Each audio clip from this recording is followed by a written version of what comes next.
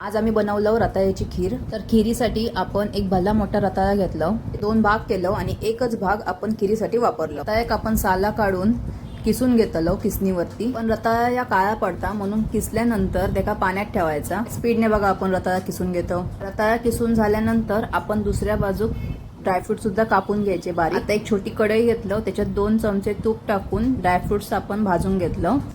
तसर आपण रताळ्याक धुवून घेतलं 1-2 वेळा पाण्याखाली आणि मग त्याका पाण्यात ठेवलं, काळा पडता कामा नाही म्हणा। ड्रायफ्रुट्स भाजून झाल्यानंतर त्याच तुपात आपण रताळा सुद्धा परतवून घ्यायचा। 4-5 मिनिटं व्यवस्थित परतवल्यानंतर आता त्याच्यात मगाचे ड्रायफ्रुट्स घालायचे आणि 1 वाटी दूध। खिरीत थोडा दूध जास्त लागतं आणि ती शिजाक सुद्धा थोडं वेळ लागतं, त्या हिशोबाने दूध टाकायचा। उकळी इली की मग आपण ह्याच्यात साखर आणि वेलची पावडर टाकणार।